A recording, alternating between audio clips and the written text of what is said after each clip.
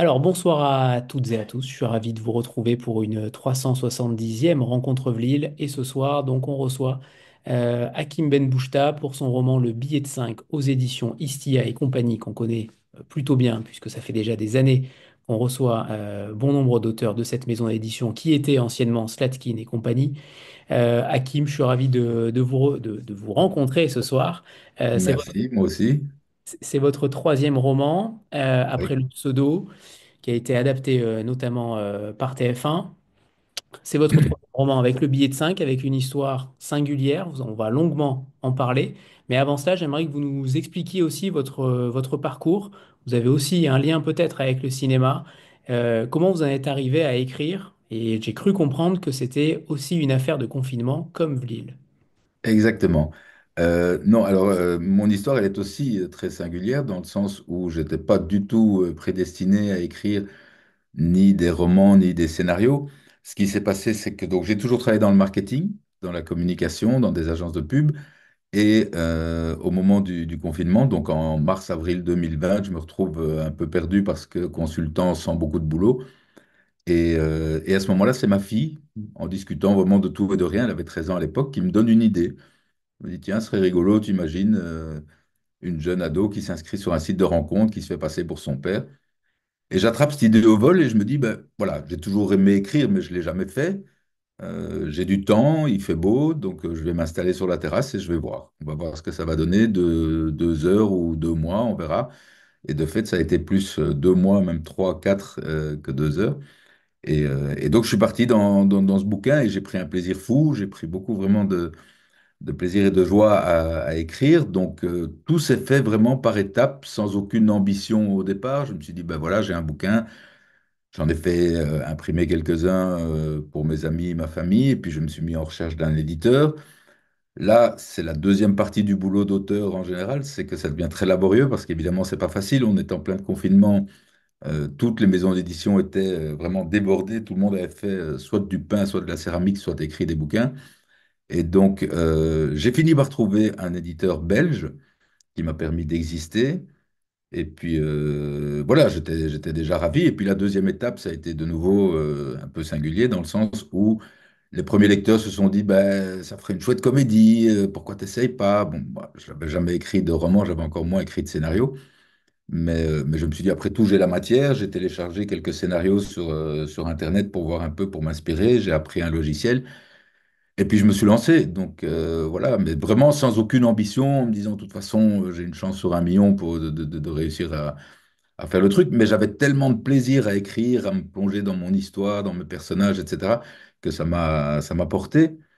Et puis même chose, je me retrouve avec un scénario sur mon ordinateur, aucun contact, je connais personne dans le milieu du cinéma, ni à Bruxelles, ni à Paris, pas de réalisateur, pas de producteur, pas de comédien. Donc j'ai pris mon bâton de pèlerin dans le sens où j'ai été sur Cinébel, j'ai pris le nom de tous les producteurs de comédie que je pouvais trouver, de réalisateurs, etc. Et là j'ai commencé à les contacter sur Instagram, en leur envoyant un message en disant, voilà, j'ai écrit un truc en 2 lignes, voilà l'histoire, si vous voulez, donnez-moi votre mail, je vous envoie le scénario. Et là, même chose, c'est laborieux, hein, on parle de 400, 500 mails à envoyer, passer des journées entières. Et alors là, on commence à se prendre au jeu parce qu'on a des réponses de gens qu'on n'imaginait pas nous répondre. C'est un Cédric Lapitch qui me répond, j'ai un Mathieu Delaporte qui fait le Comte de Monte-Cristo qui me répond, j'ai Philippe de Chauvron qui fait Qu'est-ce qu'on a fait au bon Dieu qui me répond, Franck Dubosc, etc.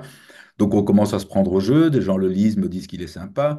Donc je continue, je continue, je continue, jusqu'à ce que je tombe effectivement sur un producteur qui produit énormément de séries pour TF1 et qui le propose à TF1, qui accepte le projet. Et voilà, et donc cette histoire, c'est un petit conte de Noël pour moi aussi, parce qu'au départ, je n'étais pas du tout prédestiné à ça. Et puis donc arrive le billet de 5. Alors justement, comment Oui. s'est passée cette aventure-là qui est totalement différente? En tout cas, j'ai l'impression, j'ai pas lu le premier, donc je peux pas Mhm. savoir véritablement, mais de ce que j'en ai lu, ça me paraît quand même différent. Comment est arrivé ce roman?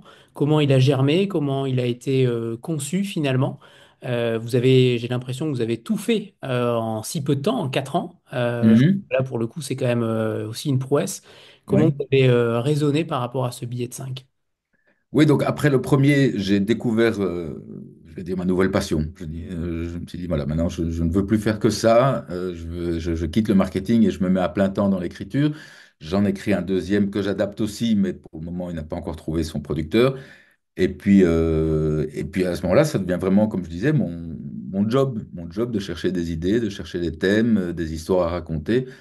Le billet de 5, il m'est venu un peu naturellement parce que depuis l'euro, je me pose la question régulièrement. Dès que j'ai une pièce en main, dès que j'ai un billet en main, je me dis, tiens, c'est quoi l'histoire de ce billet? Si ça se trouve, il vient d'Helsinki, il est passé par Madrid et puis il arrive à Bruxelles. Et à un moment, je me suis dit, bah, tiens, je vais l'imaginer moi-même. Je vais l'imaginer moi-même. Et donc, sous forme de quatre histoires, j'ai évidemment centralisé toute l'histoire à Paris pour, voilà, par facilité. Et donc, je me suis mis voilà, à imaginer quatre histoires de quatre personnes tout à fait différentes qui seraient reliées entre elles par ce billet de 5. C'est des personnes qui ne se connaissent pas, mais qui ont en commun d'avoir eu un moment ce billet de 5 dans la main, qui est arrivé un peu comme un porte-bonheur dans leur vie.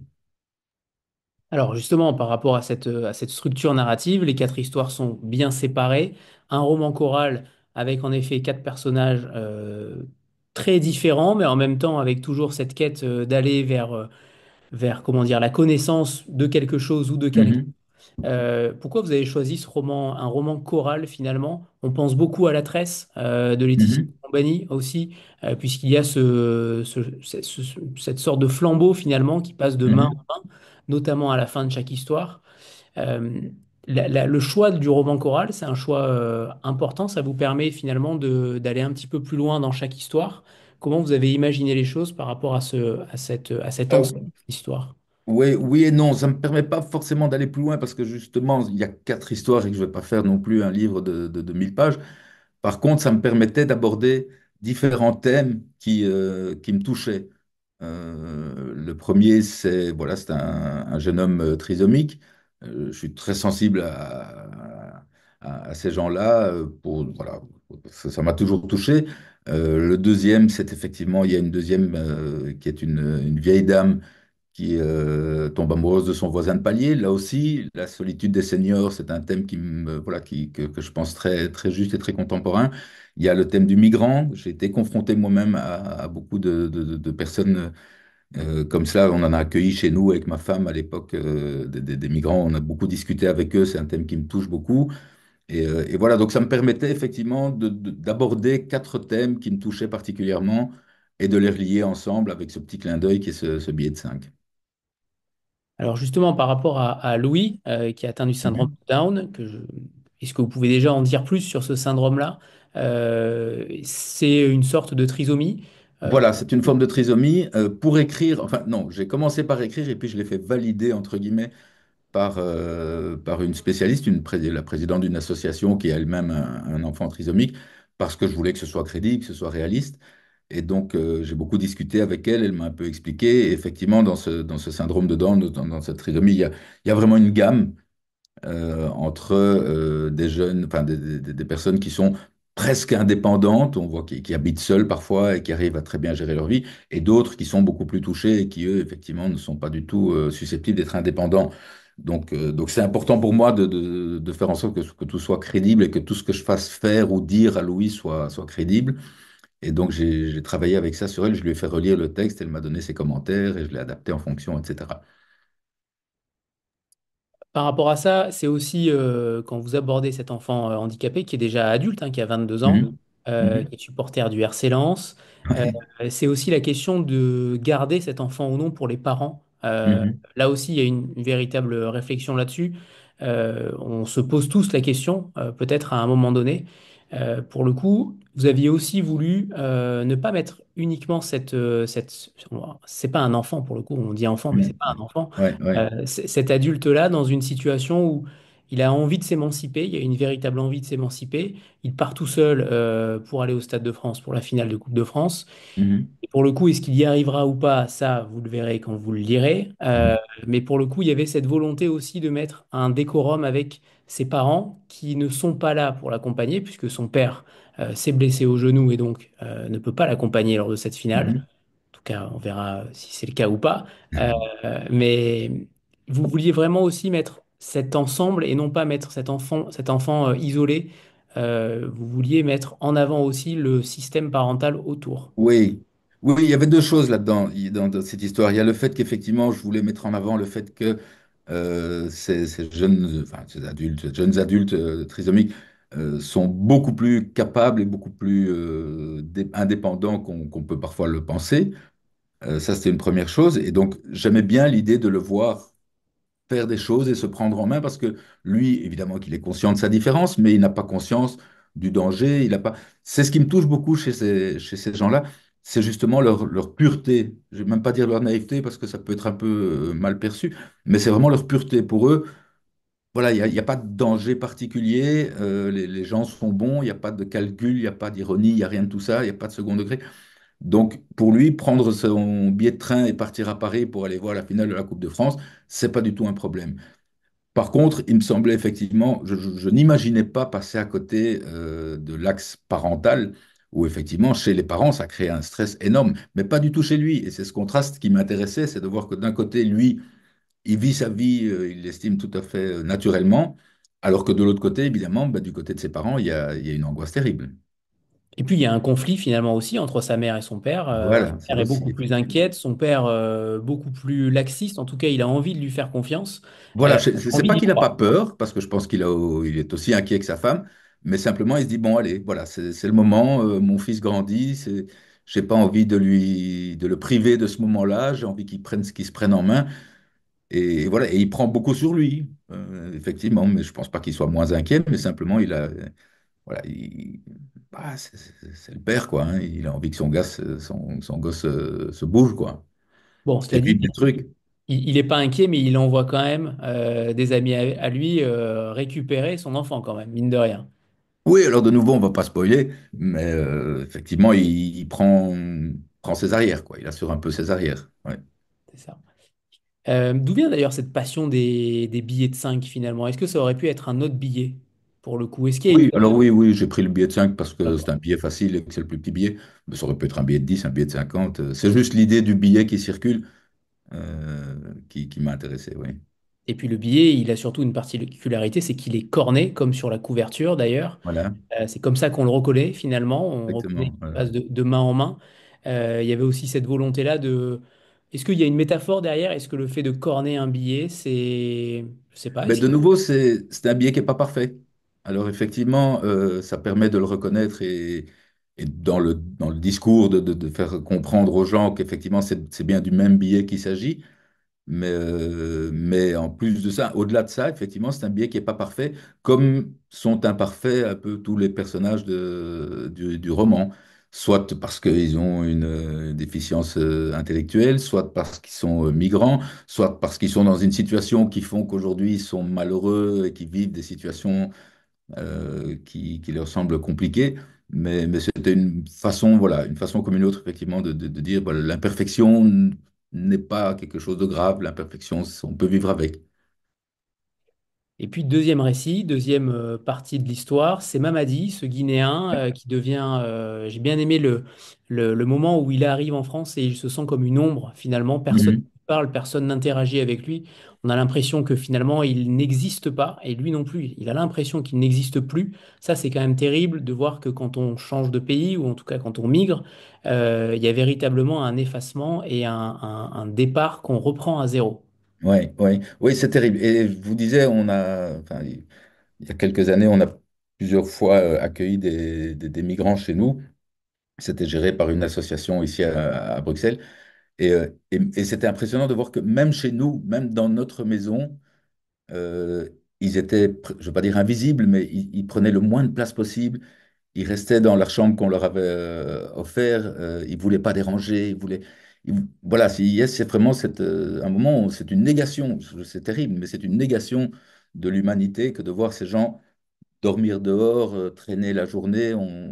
Comme vous dites, c'est une ombre, c'est un objet, c'est une chose, mais c'est plus un être humain. Et ça, c'est le plus terrible, quoi. Et puis ce qui est aussi fou, c'est que sa famille lui ment Mhm. en prétextant qu'un cousin va l'aider en arrivant en France, sauf que ce cousin est tout autant démuni que lui et Mhm. qu'on a l'impression que le schéma se répète et que certaines familles font de la France un Eldorado. Et pour le coup, malheureusement, à chaque fois, c'est une chute. Oui. Mais c'est pas, non, alors c'est pas que sa famille lui ment, au contraire, c'est le cousin en question qui ment à sa famille. Depuis qu'il est arrivé en France et qu'il est complètement SDF et qu'il se débrouille un peu comme il peut, il n'a jamais eu le courage de l'avouer à sa famille. Parce que sa famille s'est sacrifiée à payer son voyage, ses billets, etc., les passeurs. Et donc, il n'a pas le courage d'avouer à sa famille. Donc, sa famille pense qu'effectivement, tout va bien pour lui parce qu'il envoie de temps en temps des photos devant des belles voitures ou des situations qu'il met en scène. Et donc, il fait croire à sa famille que tout se passe bien et qu'effectivement, la France, c'est l'Eldorado. Donc, le père, à un moment, dit, ben, je vais envoyer mon fils. Et c'est en arrivant sur place et en rencontrant ce cousin qu'il se rend compte qu'en fait, bah, tout est tombé à l'eau, quoi. Et puis, il va y avoir un twist, puisqu'il va être dans le métro. Ça, on ne spoile rien, hein, on est d'accord. Voilà. Voilà. Mhm. Il va être dans le métro et il va prendre la défense d'une femme qui se fait agresser et il va devenir la star des réseaux. Euh, Voilà. le seul problème, c'est qu'étant donné qu'il n'a pas de papier, il a aucune envie finalement d'être connu et reconnu Non, voilà. pour être arrêté par la police. Donc du coup, il se cache et il va nouer certaines relations qui vont l'emmener, vous verrez où. Mais en tout cas, il y a cette manière de mettre aussi en avant le côté héroïque de certaines personnes, puisque ça fait penser à Mamadou Gassama que vous évoquez aussi dans Ouais. le livre. Vous vous rappelez peut-être de cet homme qui avait sauvé un enfant d'un balcon.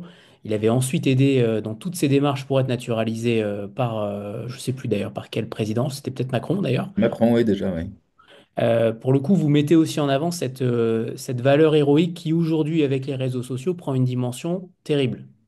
Oui, et surtout le point de départ, ça, c'est de se dire que cet homme qui, comme on disait, n'est qu'une ombre, reste un être humain et quand il voit une situation se produire devant lui avec laquelle il n'est pas d'accord, il réagit. Il réagit instinctivement sans penser qu'effectivement ça pourra lui poser des problèmes parce que il pourrait lui-même être blessé, il pourrait lui-même mal s'en sortir de cette situation. Mais il y va. Il y va parce que son père, son corps le lui commande et que c'est conforme à ses valeurs. Après, effectivement, tout s'emballe pour grâce à un concours de circonstances qu'il ne maîtrise absolument pas et il devient la star des réseaux parce qu'aujourd'hui, on le sait, ça peut démarrer comme une traînée de poudre et ça ne l'arrange pas du tout parce que lui, il veut rester le plus discret possible, il veut certainement pas se faire renvoyer chez lui, il veut pas se faire remarquer par la police ni par qui que ce soit. Donc arrive à ce moment-là une espèce je ne vais même pas dire une course-poursuite parce que lui, au contraire, il veut fuir toute cette célébrité et toute cette visibilité. Est-ce que tous tes personnages, Hakim, sont peut-être gouvernés par l'instinct finalement? Il y a une action directe en fait des personnages, j'ai l'impression, que ce soit pour Louis, que ce soit pour Mamadi, on verra tout à l'heure pour Nawal et Mhm. la dernière des protagonistes, mais une sorte d'instinct d'action directe. Est-ce que c'est ça véritablement le fait de, je vais pas dire de pas forcément réfléchir, mais en tout cas de céder aux choses qui arrivent sans forcément y prêter une attention démesurée? Enfin, je pense que ce qu'ont en commun ces quatre personnages, et peut-être un peu moins Nawal, mais quoique, c'est qu'ils agissent, c'est qu'ils se prennent en main, ils ne se laissent pas abattre par la fatalité, ils réagissent par rapport à ce qui se passe autour d'eux, par rapport à leurs envies, par rapport à leur situation, et ils réagissent avec positivisme, avec bon cœur. Donc, ils ont envie d'aller de l'avant. Ils savent que la situation est peut-être un peu compliquée, difficile, mais ils agissent. Et je trouve ça très important aujourd'hui, dans un monde dans lequel on a souvent tendance à se plaindre et à se dire, bon, ben voilà, avec fatalisme, de toute façon, qu'est-ce que je peux y faire? Qu'est-ce que je peux y faire? On peut toujours faire quelque chose. Et j'ai presque envie de dire que j'en suis très modestement un exemple vivant, puisque il y a 4 ans, j'avais jamais écrit une ligne. Aujourd'hui, j'ai écrit 3 romans. Il y en a un qui a été adapté. Celui-ci est en passe de l'être aussi. C'est quelque chose qui était complètement inconcevable il y a 4 ans à mes yeux.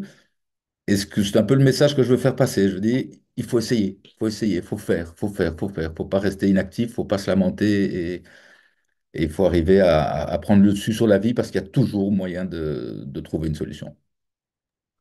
Troisième histoire maintenant, c'est cette chanteuse du Mhm, groupe des expats, Nawel, qui est victime de chantage pour diffuser une vidéo d'elle dans une partie fine. Je crois qu'on ne spoile mhm. rien, je pense que c'est le point de départ de Oui. l'action. Elle va être donc soumise à ce chantage-là. Va-t-elle y céder ou non? Ça, vous le verrez. Mais il y a beaucoup de choses dans ce chapitre-là, dans ce personnage-là, finalement, sur cette difficulté de se sortir d'une situation parfois toxique. Euh, Mhm. mais il y a aussi beaucoup de choses. Qu'est-ce que vous vouliez mettre en avant à travers ce personnage-là qui est extrêmement libre? Mhm. C'est peut-être un éloge de la liberté à travers elle. Voilà, il faut savoir donc de nouveau sans spoiler parce que c'est vraiment raconté dès le début de l'histoire, c'est que Nawal est issu d'une famille assez traditionnelle, une famille musulmane assez traditionnelle, et qu'elle a été élevée dans cette tradition. Alors ils sont pas intégristes, ils sont pas, c'est pas des terroristes, pas du tout, mais ils sont quand même très traditionnels. Et donc, elle a dû se sortir de cette vie traditionnelle, même aller à l'encontre de ses parents à un moment. Et comme souvent dans ces cas-là, elle est peut-être tombée dans un excès, dans sa jeunesse en tout cas, dans un excès de liberté où effectivement elle s'autorisait tout, tout, tout. Donc, dans ses relations sentimentales, elle sortait avec des garçons, avec des filles, elle prenait un peu de drogue. Enfin, elle a vécu une jeunesse, on va dire, animée à l'opposé évidemment de ce que ses parents lui destinaient. Et puis, elle, voilà, la vie étant ce qu'elle est, elle reprend une vie plus ou moins normale d'étudiante, et son passé la rattrape à ce moment-là, suite à l'intervention d'un personnage. Voilà, on ne va pas tout raconter. Mais ce qui était intéressant ce qui est intéressant dans ce personnage, c'est qu'effectivement, c'est quelqu'un qui s'est extrait de sa condition, qui a peut-être été un peu trop loin, mais qui a quand même osé, entre guillemets, défier ses parents, défier sa condition pour réussir son intégration finalement. En effet. Quatrième histoire à présent, c'est celle de Rebecca, Mhm. qui est veuve, qui a beaucoup de mal à imaginer sa vie sans son mari. Elle tombe amoureuse de son voisin, un certain Lucien, qui lui Mhm. n'est pas juif comme Rebecca, qui laisse venir, qui est un petit peu le passif de l'histoire. Mhm. Mhm. C'est pas trop finalement la réciprocité de ses sentiments envers Rebecca, ça vous le saurez peut-être un petit peu plus tard. Mhm. Et puis, il va se passer différentes choses. Rebecca va tenter des choses, va beaucoup tenter, elle va pas forcément Mhm. réussir. Et puis, ce Lucien, il est énigmatique, il est parfois peut-être surprenant. Il sera sûrement surprenant. Mhm. Là aussi, alors si ça pouvait résoudre le conflit israélo-palestinien, ce serait génial d'ailleurs. Ces deux histoires auraient pu arriver l'une après l'autre. Elles arrivent donc l'une après l'autre. Qu'est-ce que vous vouliez mettre en avant avec Rebecca et ce Lucien, ce couple qui n'en est pas un puisque tout est Non. amical dès le début? Oui. Même chose, ce que j'ai voulu mettre en avant, c'est d'abord un thème. J'aime en général, quand j'écris quoi que ce soit un roman, un scénario, partir d'un thème sociétal. Donc un sujet qui est susceptible de toucher les gens et voilà, qui flotte dans la société et dont on ne parle peut-être pas forcément facilement pour le moment. Et dans ce cas-ci, c'était effectivement la solitude des seniors. On vit aujourd'hui évidemment beaucoup plus âgé et en meilleure forme pendant plus longtemps. Donc effectivement, moi, quand moi j'étais jeune, une personne de 65 ans, c'était un vieux. On lui donnait sa place dans le bus et il attendait la mort. Aujourd'hui, c'est plus du tout le cas. À 65 ans, les gens sont encore en pleine forme, la vie n'est pas terminée, loin de là. Et voilà, cette Rebecca, elle, 70 ans, un peu plus. Elle tombe amoureuse de son voisin de palier. C'était pas du tout prévu. Elle a toujours été très heureuse avec son mari qui est maintenant décédé. Elle a vécu pendant 50 ans mariée très heureuse. Mais voilà, la vie a mis quelqu'un en face d'elle et elle est tombée amoureuse de cet homme qui l'a séduit sans s'en rendre compte parce qu'il l'a séduit par sa culture, par son intelligence, par son humour, par plein de choses, mais il ne fait rien pour.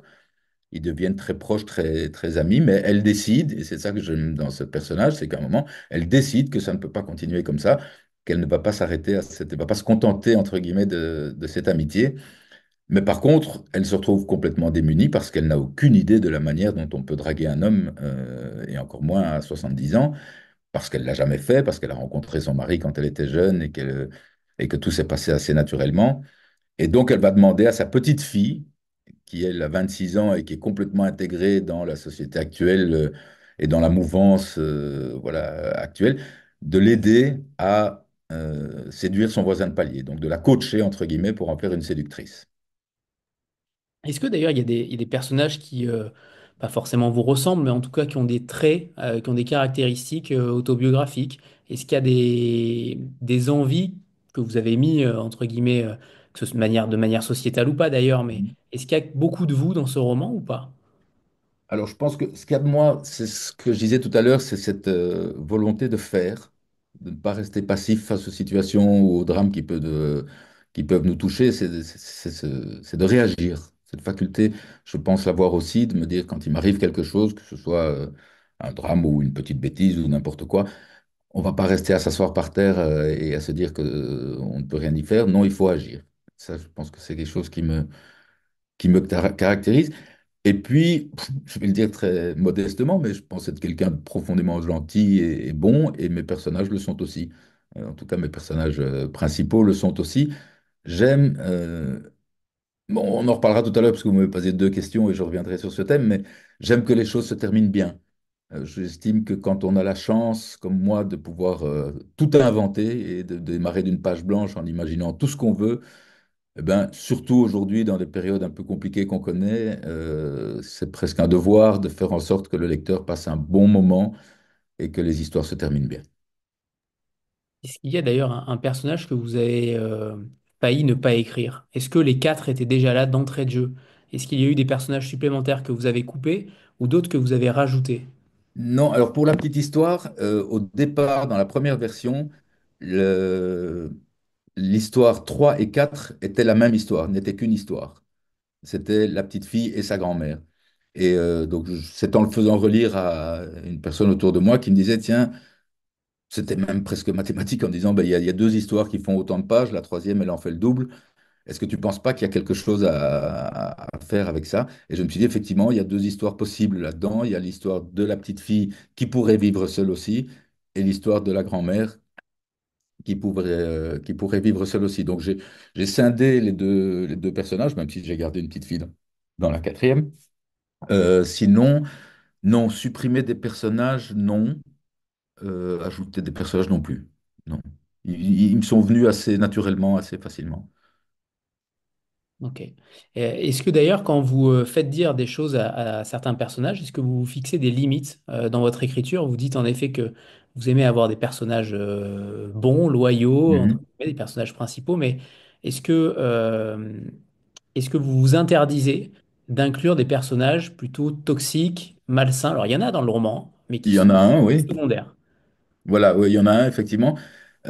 Effectivement, les personnages que je mets en avant, les premiers rôles, si je puis dire, spontanément, j'ai envie que ce soit des gens gentils. J'ai envie que ce soit des gens bons, mais touchés par la vie, qui sont ou blessés ou un peu torturés, qui ont, bah, comme chacun de nous, des petites fêlures. C'est ça qui m'intéresse. Les personnages méchants, proprement dit, ne m'intéressent pas, sauf quand on peut effectivement les utiliser comme des méchants pour faire mal aux gentils. Mais fondamentalement, j'aime développer des personnages profondément gentils, mais fêlés, un peu torturés, un peu blessés. Très bien. Sandra, c'est à toi. Bonsoir tout le monde, bonsoir Bonsoir. Hakim. J'avais une question plutôt au lecteur que vous êtes sans doute, Hakim, Mhm. Bien sûr. puisque oui, puisque vous dites que vous préférez enfin, des histoires qui se terminent bien.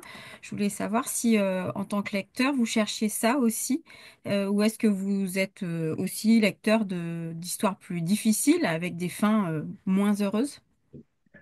Alors, c'est marrant parce qu'effectivement, les livres que je lis ne sont pas du tout du même style que ceux que j'écris. Les livres que je lis en général sont des livres plutôt, voilà, des policiers, des thrillers. Là, je viens de terminer Jean-Christophe Granger. Je viens de lire la trilogie de la femme de ménage, que vous avez sans doute, dont vous avez sans doute entendu parler aussi.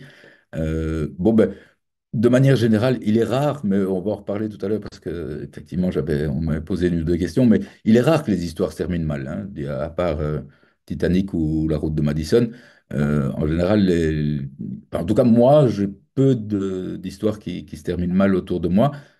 Certaines sont plus dures, certaines sont plus, oui, sont plus difficiles, mais en général, ça se termine bien et heureusement. En tout cas, pour moi, je trouve effectivement heureusement.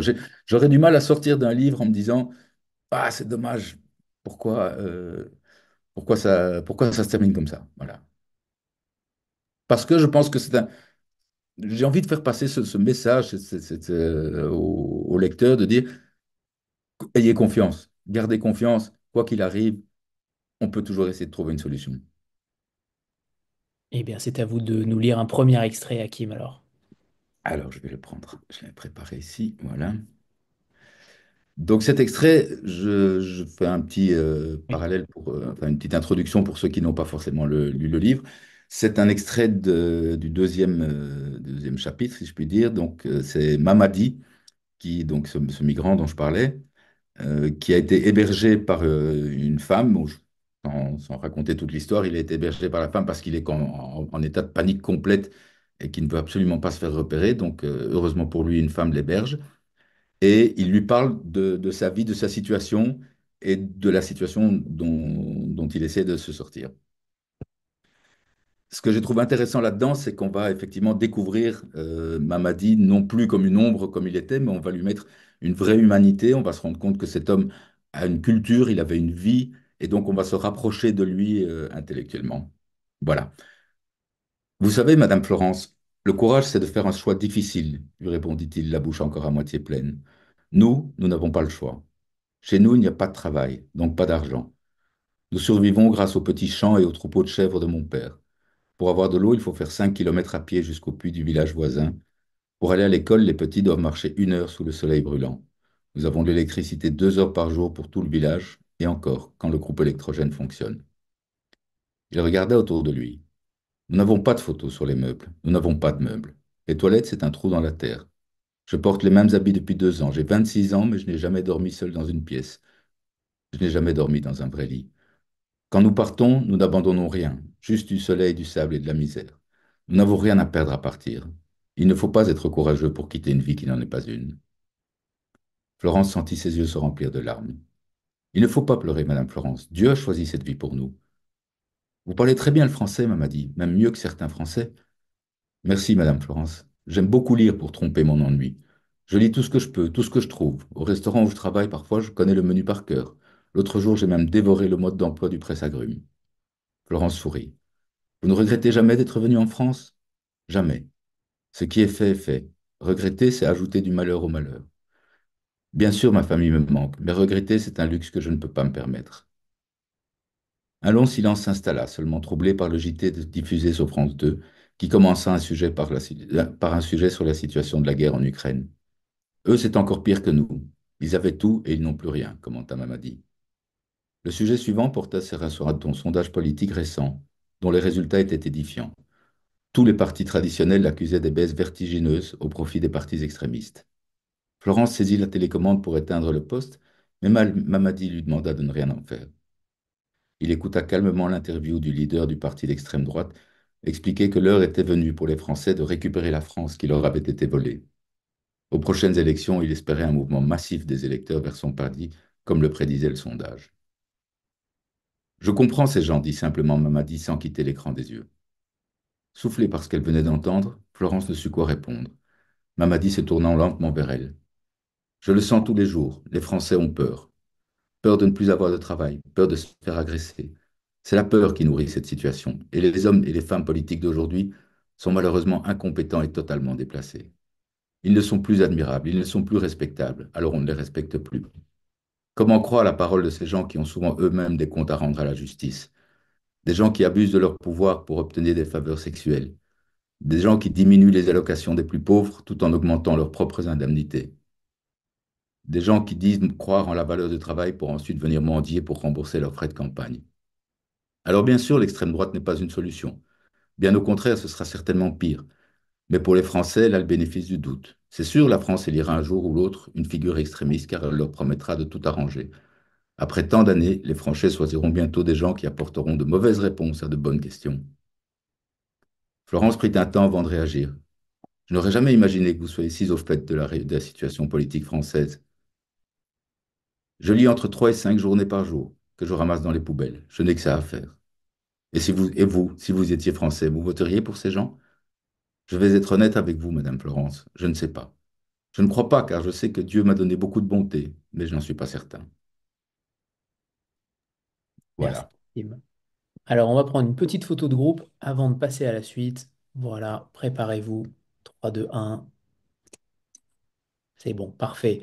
Alors, j'aimerais qu'on revienne sur la thématique du cinéma, puisque j'ai cru comprendre que le livre était en cours d'adaptation, ou en tout cas, Je ne sais pas si vous pouvez nous en dire plus. Est-ce que les droits Oui, ont bien été sûr. déjà acquis? Justement, où ça en est? Ça, c'est la première question. Et la deuxième question, est-ce que vous avez déjà imaginé les acteurs qui pourraient interpréter certains rôles? Est-ce que vous vous êtes déjà projeté? Alors, projeter, oui, ça, tous les soirs dans mon lit en rêvant, je me projette facilement. Non, en fait, ce qui s'est passé, c'est que j'ai très vite, avant même d'avoir un éditeur, j'ai adapté la quatrième histoire, donc l'histoire de Rebecca qui tombe amoureuse de son voisin de palier. Je l'ai adapté, j'en ai fait un scénario. J'ai repris mon bâton de pèlerin et j'ai renvoyé 2, 3, 400 mails à tous les producteurs, réalisateurs que je pouvais trouver, jusqu'à effectivement ce qu'une productrice me dise qu'elle est très intéressée. Et donc, ça fait maintenant quelques mois qu'on travaille sur, pour peaufiner ce scénario. Euh, bon, faut savoir, moi qui viens de la pub où tout doit aller très vite, là, j'apprends un métier où effectivement la patience est une vertu capitale. Donc ça prend beaucoup de temps, mais ça avance gentiment. Au niveau du casting, oui. Alors, il y a plusieurs personnages clés là-dedans. Elle pensait notamment à Nils Astrup pour un des personnages qui est malheureusement décédé maintenant, qui est un grand ami à elle. Elle pense à Thierry Lhermitte pour le premier rôle, enfin le rôle de Lucien. Peut-être Richard Boringer pour le rôle de Harold, qui est un personnage dont on n'a pas parlé, mais qui est assez truculent. Et pour le rôle féminin, elle m'a cité pour le moment Josiane Balasco ou Miu Miu. Voilà. Mais voilà, il n'y a encore rien de fait du tout, il n'y a encore rien de garanti. Mais voilà, c'est toujours gai à entendre, en tout cas, c'est toujours sympa de, voilà. Des inconnus, quoi. Des inconnus, voilà, exactement. Ouais, ouais, ouais. Mais bon, comme je vous dis, il n'y a encore rien de fait et c'est un métier, enfin, c'est un milieu dans lequel les choses avancent lentement et peuvent s'arrêter du jour au lendemain. Donc, moi, je touche du bois, mais tant que c'est pas fait, c'est pas fait. Et alors, j'ai appris par mon éditeur il y a un mois que Netflix était intéressé par la première histoire cette fois-ci. Donc, l'histoire de Louis qui va pour la finale de la Coupe de France. Ah oui, donc ça veut donc dire que le livre en lui-même n'est pas adapté au cinéma, mais à chaque fois, on pioche dans chaque histoire. Voilà, pour le moment, en tout cas, c'est comme ça que ça se présente. D'accord. Chacun vient vient faire son petit marché et prendre l'histoire qui l'intéresse. Mais de nouveau, je vous dis, voilà, c'est des premiers contacts, c'est des premières impressions. Je suis évidemment ravi, mais il n'y a rien de fait, il y a rien de finalisé encore. Si ce n'est le premier qui, lui, a été vendu. Bon, ça, le contrat a été vendu pour l'histoire de Rebecca. Très bien. Alors justement, par rapport à cette écriture de scénario, j'ai l'impression que vous arrivez à vous, à vous transposer du cinéma à la littérature en quelques secondes, avec beaucoup de travail, j'imagine. Mais comment vous liez les deux écritures? Est-ce qu'il y a vraiment une différence entre un scénario et une écriture de roman? Comment vous travaillez les deux écritures? Alors, oui, alors il y a de la différence, ça, je l'apprends tous les jours. Ben, un roman, déjà, on a l'occasion de dire beaucoup plus de choses dans un roman parce qu'on a plus d'espace, parce qu'on a plus d'opportunités, on peut faire penser les personnages et raconter ce qui se passe dans leur tête, donc c'est plus large. Moi, ce qui me plaît le plus, et même que ce soit dans le roman ou dans le scénario, c'est la partie dialoguée. C'est les échanges, c'est le rythme que mettent les dialogues dans un film ou dans une histoire en général. Donc, de ce côté-là, effectivement, pour moi, les dialogues, qu'ils soient dans un roman ou dans un scénario, sont sensiblement les mêmes.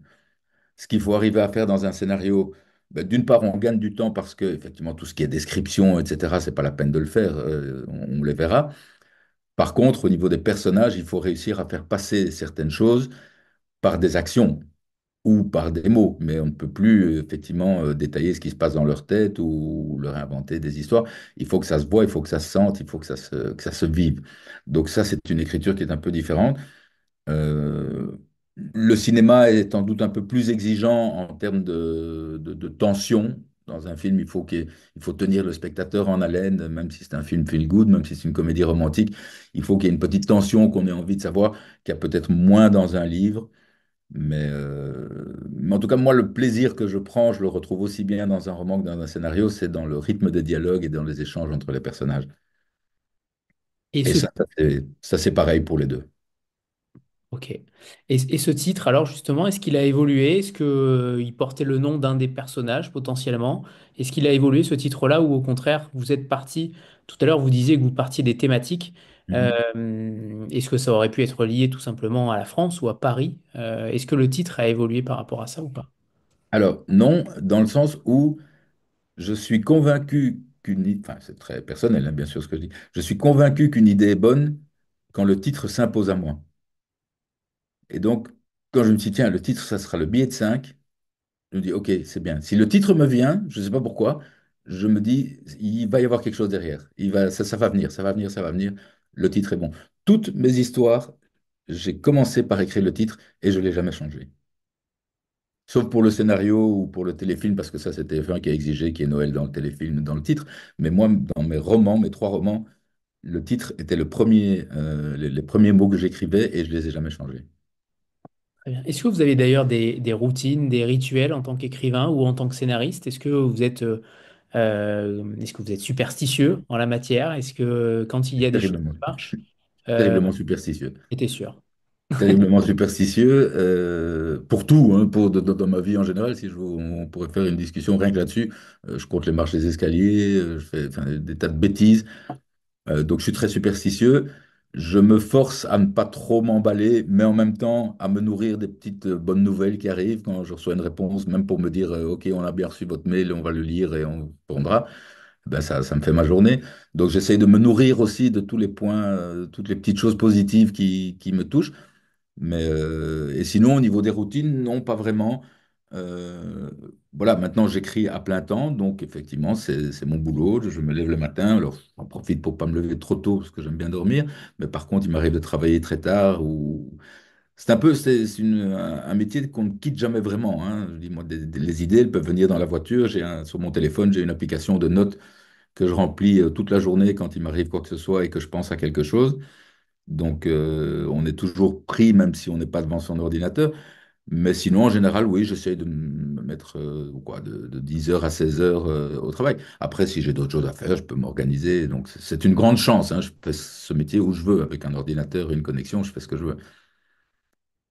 Très bien. D'ailleurs, par rapport à ces quatre histoires, est-ce que, il y a des personnages qui vous ressemblent, que vous aimez particulièrement? Est-ce qu'il y en a certains qui se détachent d'autres? Est-ce que vous les aimez à parts égales comme quatre enfants? Ou au contraire, il y a quand Ouais, même un ouais, des non, personnages qui se distingue? non, je les aime à part égale comme quatre enfants, effectivement. Il y a un personnage qui me touche un peu plus particulièrement, et c'est pas un personnage principal, mais c'est dans l'histoire, dans la quatrième histoire, l'histoire de Rebecca. Il faut savoir que, pardon, de l'histoire, la troisième histoire de Nawal. Nawal loge chez un vieux monsieur qui est un type un peu, voilà, un peu bourru, un, un vieux bourru, voilà, exactement. Je dirais, c'est un peu un Big Lebowski dans son genre. Et celui-là, il m'amuse beaucoup. Voilà, j'ai pris beaucoup de plaisir à le développer parce qu'il n'est pas du tout le petit vieux qu'on imagine. C'est pas du tout un petit vieux tranquille. C'est un petit vieux un peu obsédé, un peu vulgaire, mais tellement bon dans le fond. C'est un personnage que j'apprécie particulièrement. Très bien, je comprends. Est-ce que vous accordez une place particulière aussi à la musique quand vous écrivez? Est-ce que vous arrivez à écrire avec un certain rythme? Est-ce que ça vous aide, que ce soit pour le scénario ou pour les romans? Est-ce qu'il y a quelque chose derrière? On sent qu'il y a un véritable rythme qui s'installe dans votre roman. Est-ce que je me trompe ou est-ce que, au contraire, il y a un véritable curseur musical dans votre écriture? Qu'est-ce que vous voulez dire par curseur musical, pardon?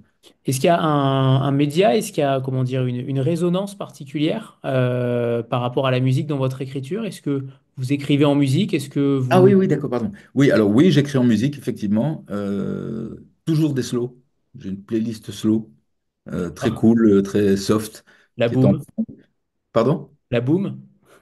Ça pourrait, non, c'est plutôt des slows des années, ouais, plutôt soul, Motown, ce genre de choses, de chanteurs black, etc. Mais effectivement, j'adore la musique. J'ai été disc-jockey moi-même, et donc la musique me touche beaucoup, et je vis en musique. J'écoute de la musique tout le temps, et notamment quand j'écris. Effectivement, j'ai mon petit baffle à côté que je lance en fond. Très bien, j'ai bien senti les choses alors. Ah oui, vraiment, oui, c'est étonnant. Je pensais pas que ça se verrait.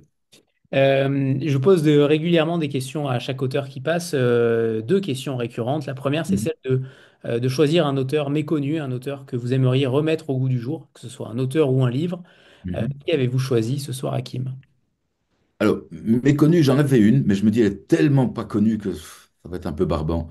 Et donc, je me suis permis une petite exception en me disant, il est il est connu évidemment, mais je ne suis pas sûr que tout le monde l'ait lu et relu ou s'en souvienne. Mais par contre, c'est un auteur qui me touche beaucoup parce que c'est vraiment lui qui m'a donné envie, qui m'a donné le goût de lire quand j'étais ado. C'est Marcel Pagnol. J'ai vraiment, bon, avant ça, je lisais comme tous les enfants les petits livres de la Bibliothèque Rose, mais quand j'ai découvert Marcel Pagnol, j'ai pris vraiment une claque. J'ai adoré cet auteur, enfin, je l'adore toujours, pour ce qu'il arrive à mettre en scène des histoires très humaines, très simples. C'est des histoires ouais, de personnes assez simples et qu'il arrive à dramatiser d'une manière exceptionnelle. Je sais pas, je pense, la femme du boulanger, c'est un adultère, quoi de plus banal qu'un adultère. Il arrive à lui donner une dimension dramatique fantastique. Topaz, c'est l'idéalisme, la relation père-fils dans la trilogie ou même les histoires d'amour un peu banales. Pagnol est quelqu'un qui m'a toujours beaucoup touché et que je relis même d'ailleurs encore très régulièrement. Bon, et par curiosité, qui était cette autrice inconnue? Ah, c'est Marie Ora. Marie Ora, ça vous dit quelque chose? Ça dit quelque chose à quelqu'un? Non, Non. hein, bien sûr, non, je m'en doutais. Elle a écrit des livres, ouf, je crois que c'était dans les années 60, 70, 70, qui s'appelaient Mon ami Flicka, Le ranch de Flicka et l'herbe verte du Wyoming. C'est les premiers bouquins un peu sérieux que ma mère m'a obligé à lire parce qu'elle montait à cheval et voulait absolument que je lise ces bouquins.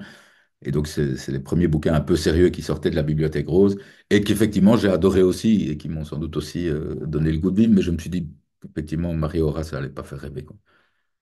Bon, on la connaissait pas en tout cas. Non, voilà. Aura, vous l'écrivez avec un O ou Oui, AU? O apostrophe H-A-R-A. Et Aura. Marie M-A-R-Y. Ok, très bien, c'est noté. Est-ce que ce livre, d'ailleurs, ce billet de 5, est-ce qu'il a changé quelque chose en vous pour l'avenir? Est-ce que ça a eu un déclic? Est-ce que vos trois romans ont eu des déclics pour aller plus loin, pour changer de vision, pour imaginer quelque chose d'autre? Est-ce que quand on écrit un livre, est-ce que ça déclenche aussi d'autres émotions, d'autres envies? Est-ce que pour vous, ça a été le cas? Alors, la première chose, ça m'a permis de dire que j'étais capable de le faire. C'est tout bête, mais voilà, le fait que qu'il y a eu un petit succès, qu'il ait été adapté par TF1, que le troisième soit en cours d'adaptation pour le cinéma. À un moment, on a beau rester aussi humble qu'on veut, on doit se dire, je suis sans doute pas le plus nul de ma rue, parce que sans formation, sans contact, sans rien, j'arrive quand même à publier 3 romans en 4 ans, et dont 2 sont probablement adaptés pour la télé ou le cinéma. Donc ça m'a donné une confiance en moi. Et c'était merveilleux parce que je me suis dit, mais nom de Dieu, j'adore écrire, je prends un plaisir fou à le faire, et apparemment, je suis pas si mauvais que ça. Donc, ça me donne envie de continuer et d'essayer de devenir meilleur. Donc, je fais énormément de formations, je lis beaucoup sur les techniques d'écriture, j'écoute beaucoup de podcasts. J'ai envie de devenir meilleur, mais effectivement, le fait de l'avoir fait de nouveau et de m'être rendu compte que je pouvais toucher pas mal de monde, ça m'a donné une confiance en moi qui va me nourrir jusqu'à la fin de ma vie, parce que maintenant, je veux plus faire que ça, quoi, ça c'est sûr. Très bien. D'ailleurs, est-ce que vous avez... j'arrive pas à tutoyer, vous voyez, je me perds, Hakim, pardon. Ah, on se tutoie, on se Je, tutoie. je reste sur tu. Comment tu as travaillé avec Louis Beauvais des éditions Istia? Est-ce qu'il y a eu un échange sur le texte, sur la narration, sur la structure? Est-ce que vous vous êtes questionné l'un et l'autre pour savoir s'il y avait des choses à modifier ou à corriger? À corriger, Alors, c'est que tout est oui, il faut savoir corrigeable. que dans ce cas-ci, avant d'arriver chez Louis Beauvais, sur le bureau de Louis Beauvais, donc moi j'ai travaillé seul dans un premier temps. J'ai travaillé ensuite avec une relectrice, mais qui, plus qu'une relectrice, et c'est pas juste l'orthographe ou la syntaxe, mais qui a travaillé sur le fond du scénario, du roman avec moi. Donc c'est elle qui m'a proposé de scinder la dernière histoire en deux, etc. Donc il y a un deuxième travail qui est fait à ce moment-là. Ensuite, j'apprends que mon éditeur belge des 2 premiers va arrêter sa maison d'édition, donc je dois me mettre en chasse pour un troisième. À ce moment-là, je contacte des agents d'éditeurs, de nouveau via Internet, hein, je connais personne, donc je bombarde un peu partout, ça prend du temps, jusqu'à trouver effectivement Michael Wenzel, qui aime beaucoup mon livre et qui accepte de me prendre sous son aile. Donc lui aussi, avec ses collaborateurs, est repassé dans le livre. Je veux dire que globalement, il n'y a jamais grand-chose qui a été changé fondamentalement. C'est des petites choses à la marge, c'est des petits passages où on se dit, tiens, il faudrait un peu creuser ici ou là, ça va un peu loin. Mais fondamentalement, ça n'a pas beaucoup évolué. Et puis, c'est arrivé effectivement chez Louis Beauvais, chez Istia et compagnie, après avoir déjà eu trois étapes de relecture. Donc à ce moment-là, il n'y a plus grand-chose à modifier. Non.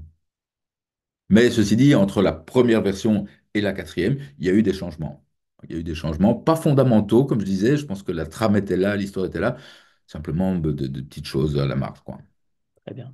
Est-ce que d'ailleurs, on sent qu'il y a une véritable... tout à l'heure, vous parliez des thématiques que vous vouliez aborder, mais on sent qu'il y a quand même une inquiétude de l'auteur ou de l'homme, Hakim Ben-Bouchta, sur le monde actuel. Avec ces quatre histoires, finalement, vous mettez en avant quatre problématiques sociétales Mhm. qui sont véritablement pas résorbées, pas Mhm. solubles. Mhm. Est-ce que vous êtes inquiet par rapport à ce que vous voyez, que ce soit pour ces thématiques-là ou pour l'ordre du monde? Mais on a l'impression que ce livre répond aussi à une inquiétude d'Hakim Ben. Ouais, ouais, ouais, clairement. Alors, bah, je dis, faudrait vivre dans une grotte pour pas être inquiet aujourd'hui quand on entend ce qui se passe un peu partout dans Vous le avez, monde et même vous autour avez de dit que nous. vous aimiez les personnages bons et gentils, donc Voilà, exactement. Ce que j'ai envie de faire passer comme message, c'est se dire, on va y arriver, quoi. On va y arriver. Je sais pas comment. Je suis pas Trump, je suis pas Poutine, je suis même pas, enfin, je suis rien, je suis personne comme, voilà. Je suis un citoyen lambda. Il y a une phrase que j'aimais bien, même si elle est un peu, enfin, une phrase, un mot que quelqu'un a inventé, je ne sais même pas s'il existe vraiment, c'est égo-optimiste. Alors, c'est un peu terrible à dire, c'est les gens qui se disent, OK, j'ai bien conscience, autour de moi c'est le bordel, mais moi je m'arriverai toujours à m'en sortir. Alors j'aime et j'aime pas ce mot. J'aime parce qu'il est positif, optimiste. Je l'aime pas parce qu'effectivement, c'est des gens qui se disent, je vais m'en sortir tout seul, je vais faire mon truc dans mon coin. Je pense qu'on ne s'en sortira pas tout seul. Je pense qu'à un moment, la solution, elle est commune. Elle est groupée. Mais effectivement, je suis assez inquiet de ce qui se passe aujourd'hui. Mais je me force à avoir confiance en l'être humain, en me disant, on va trouver des solutions. C'est pas possible. Ça va aller, ça va aller. On pense un peu au passé. Je dis, on n'en est pas. Je dis, nos grands-parents, ils ont connu deux guerres mondiales quand même. On n'en est pas là, même si on n'est pas loin. Donc, et on en est sorti et on s'est relevé et on a continué et il s'est passé de belles choses depuis. Donc, voilà, il faut. Mais on va y arriver. bon, bah, c'est rare d'entendre ça. Vous Euh, savez, c'est pas très compliqué. C'est qu'à un moment, on se dit, moi, je peux pas me lever tous les matins en me disant, c'est le bordel, tout va mal, et j'ai pas de prise dessus et vivre comme ça. Je peux pas. C'est au-dessus de mes forces. Je peux pas. Je suis obligé de me dire qu'à un moment, ça va aller, ça va aller. Et je fais ce que je peux à mon petit niveau, je fais mon petit colibri, et j'essaye de faire en sorte que d'autres autour de moi fassent ce qu'ils peuvent. Mais sur ce que je maîtrise pas, je suis obligé d'être utopiste peut-être. Mais sinon, je peux pas vivre tous les matins en me disant, ça va être la fin du monde et pour demain, hein.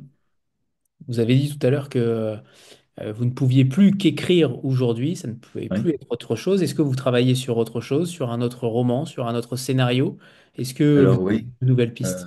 j'ai un roman dont la première version est déjà terminée, que j'ai envoyé justement à mon agent pour avoir une relecture, mais que je sais que je vais encore devoir travailler un peu, mais enfin disons que de nouveau la trame est prête.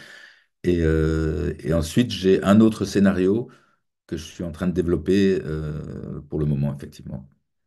Est-ce que vous pouvez en dire un petit mot sur les thématiques ou Oui, pas? oui, bien sûr.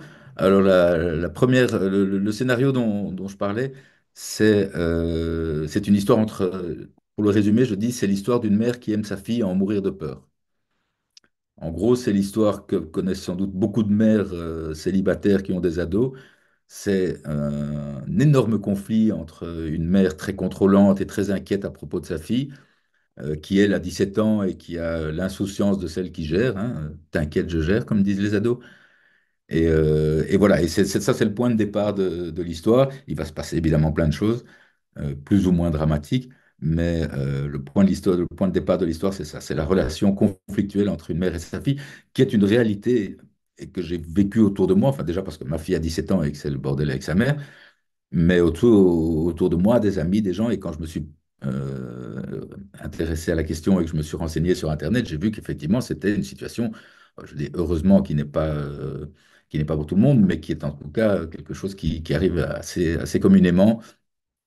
Je confirme, me dit Virginie, voilà, merci, Virginia, qui est parfois très conflictuelle et très compliquée, et pour la mère et pour la fille, et ça m'a paru intéressant de creuser ça. L'autre thème, c'est quelque chose qui est moins drôle, même si, comme toujours dans mes histoires, ça finit bien. Ça s'appelle À 5 minutes près. C'est l'histoire d'un homme qui a une cinquantaine d'années, et qui a malheureusement passé sa vie à la gâcher, qui avait toutes les cartes en main pour avoir une belle vie et qui a tout perdu, qui se retrouve du jour au lendemain sans compagne, sans boulot, sans argent, sans rien, et qui décide d'en finir. Et donc, il veut se suicider. Et heureusement pour lui, à 5 minutes près, son meilleur ami arrive et lui sauve la vie. Et le roman commence à ce moment-là. Et c'est l'histoire de sa remontée vers quelque chose de positif. Et ça, c'est quelque chose qui me touche particulièrement personnellement parce que j'ai malheureusement un ami, enfin un ami, mon meilleur ami, qui s'est suicidé parce qu'il avait énormément de problèmes. Et la veille de son suicide, enfin le soir de son suicide, il est venu manger à la maison, évidemment sans me le dire. Il est rentré chez lui, il s'est suicidé. Et je me suis toujours dit, est-ce que j'aurais pu faire quelque chose à ce moment-là? Est-ce qu'à 5 minutes près, j'aurais pu arriver chez lui et le sauver? J'en sais rien. Je ne le saurai jamais. Mais j'ai voulu aller, voilà. J'ai voulu donner une fin heureuse à cette histoire qui, malheureusement, n'est pas heureuse. Il y a aussi une tentative de suicide dans le billet de 5 Oui, oui, on ne effectivement. parlera pas. Ouais. Et évidemment, ça fait donc 2 fois que vous évoquez le chiffre 5 dans 2 romans, donc. On est d'accord, hein, à 5 minutes Mhm. près et le billet de Ah oui, 5. 5 minutes près. Oui, c'est vrai. Oui, oui. Il y a quelque chose derrière, il y a un Non, porte-bonheur. Vous non, disiez tout non. à l'heure, vous étiez Non. super. J'ai des tics avec les chiffres, mais pas celui-là, non. Ok. Non, le billet de 5, c'est parce que c'est le premier billet et parce que 5 minutes près, parce que c'est une expression. Voilà, ça aurait pu être à 2 minutes près ou à 10 minutes près, mais non, non. Mais par contre, j'ai des tics avec les chiffres, oui, effectivement, ça c'est sûr. Très bien. Mon avant-dernière question, avant que vous lisiez un deuxième extrait, Hakim, c'est celui de se transposer dans un personnage de fiction. Vous devez Mhm. donc choisir un personnage de fiction pour lequel vous avez envie de vivre 24 heures dans sa peau, dans son costume, et Mhm. potentiellement de changer son destin si vous le souhaitez. Oui. Alors, je vous parlais de Pagnol tout à l'heure et je suis resté dans Pagnol. Et j'ai choisi comme personnage le papet dans Jean de Florette et dans Manon des Sources. Donc, ceux qui ont lu le livre le connaissent et ceux qui ont vu le film, c'était donc Yves Montand. Et j'ai choisi ce personnage, pourquoi? Parce que, de nouveau, c'est une des rares histoires qui finit mal. Parce qu'effectivement, Jean de Florette meurt, le neveu du papet se suicide et le papet lui-même meurt de tristesse. J'adore cette histoire, elle est magnifique, elle est simple et magnifique en même temps. Si je pouvais changer le cours de l'histoire, je ferais en sorte le spoil. J'ai spoilé quoi? Non, je plaisante, je plaisante. Ah, Vous pardon. quelque chose de très connu comme Marcel Pagnol. Ah, d'accord.